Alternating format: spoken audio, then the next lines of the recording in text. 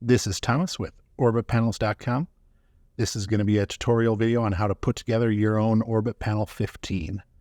First, you're going to need a Orbit Panel Enclosure kit. You can either purchase this from us at orbitpanels.com, or you can go to orbitpanels.com, download the STL, and print it yourself if you've got your own 3D printer.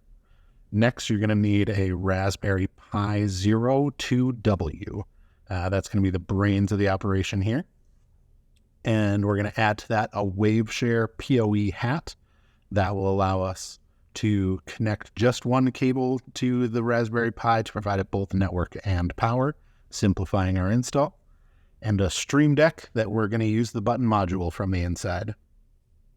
We're going to need 3 2.5 millimeter screws, an SD card, and then optionally a short 6-inch USB A to C cable and a right angle USB cable. You could use the existing USB cable in the Stream Deck, but it cleans things up a lot more if you use a little shorter cables. Tools-wise, you're going to need a needle nose pliers. Probably use any pliers. A knife or some sort of a pry tool, and a Phillips screwdriver, but they include a little Phillips screwdriver inside the WaveShare hat. And so that is a nice addition. First thing that we're going to need to do is print the enclosure. Like I said, you can either print your own or you can buy a kit that includes a pre-made enclosure from us. If you're going to print it for the cover, it's great to print that face down. Prints nice and flat on the build plate. Doesn't need any supports, doesn't need anything special. Works like a charm. For the wall plate, we've got a little angle built into it on the back corner here, along with the edge of the front. That allows you to print it at an angle standing up on the plate like this. Don't need any supports that way. Saves you a lot of filament and a lot of time. If your machine is able to do it that way, it works great. If you want, you can print it flat on its back, and you just need supports for the overhang around the wall plate. You can print that yourself or buy it from orbitpanels.com as a part of the kit. The next step is the Stream Deck disassembly. So we'll open that box up here. All we need is the Stream Deck itself. For these Stream Decks, they made it very easy to disassemble. They made it so you can swap out the faceplate, but we'll use that to get the button module out from the inside. There are tabs along the top and bottom edges. You could use a pry tool to get in there, but you also can just rip it open with your fingers. It's made to come off that way. That's all you need to do. And then to get the button module out, sometimes you can grab it. Other times it's handy just to use a knife or a pry tool just to pop that right out. This button module is the only part we'll need from the Stream Deck, so you can get rid of the rest of the case, and we'll move on to assembling the rest of our electronics. First, we're going to open up our PoE hat from WaveShare. They include the PoE hat, some screws and standoffs, and like I said, that little Phillips screwdriver. That is very handy and the perfect size for what we need to do. I'm going to dump out all these standout and screws, just put them on the table there. The first thing we need to do is take these 9mm standoffs and just put them onto the top of the hat. Good to start them with your fingers, get them mostly tight, and then we'll come in with the needle nose and tighten them up. Okay, now that they're all on there, we'll just give them a little turn with the pliers just to make sure they're nice and tight. We don't need to over tighten them, but we just want to make sure that they are snug. Instead of mounting the Pi right on the top and using their included screws, we are going to actually take these 4mm standoffs from the bottom and use those to attach the Pi on the top. Then you use their included screws instead of the standoffs on the bottom. This just saves us a couple millimeters of space in a package that every millimeter counts. It's easiest not to take all 4 of those standoffs off from the bottom right away, because then that will come apart. So we'll take 2 of them off, replace them with screws, and then do the other 2.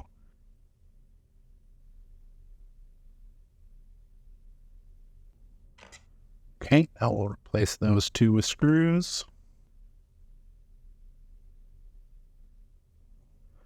Now that that bottom board won't fall off, we'll take off the other 2 standoffs and replace those with screws. Okay, now we've got our 4 screws on the bottom and our 4 standoffs ready for the top.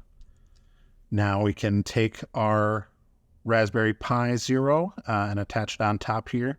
You're going to want your ports on the same side as the Ethernet port here, so make sure you don't have it backwards. You're also going to line up these pogo pins here to these pads on the bottom of the Pi. That is what makes all the connections for you, so there's no cables. It's just these pogo pins that'll connect.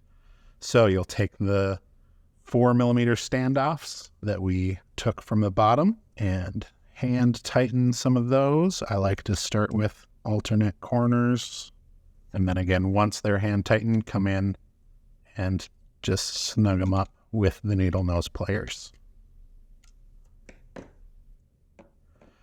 Now our inside electronics are all ready to go, so we will take our back plate. You can see the holes that we need to align everything through. The Ethernet port will go to the back of the plate, so it'll line up with that hole there. Just drop it in, and then we'll add our 3 screws to the top into those standoffs that we added. We have one of them covered up by the USB port, and so we've only got 3 to do.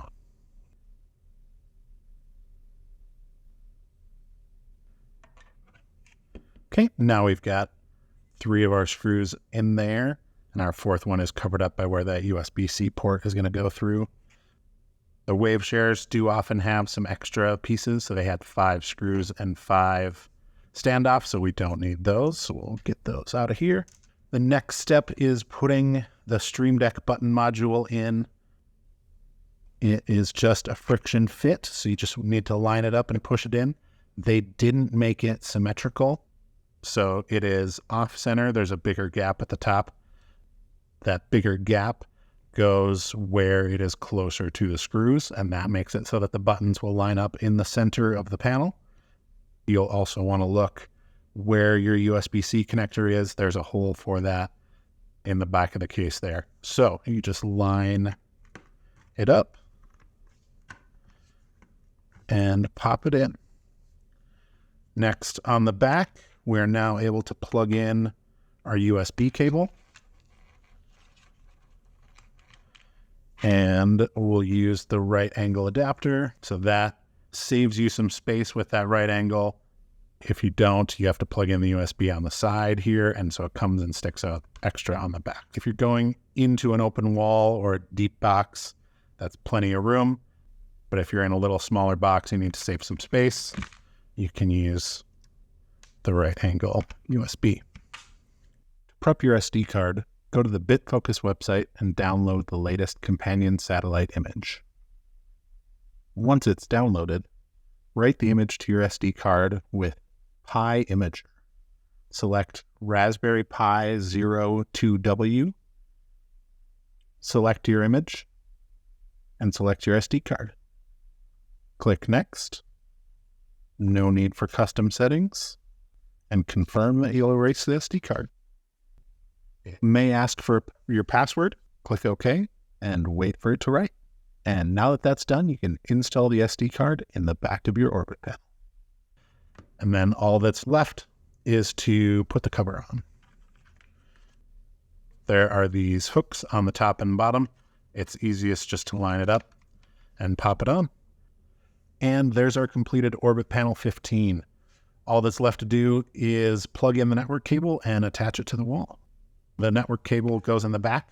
One cable delivers PoE power and network communication. We just put it in your wall opening, and then use the 4 screws to attach it, and then cover it up with the panel, and you are good to go.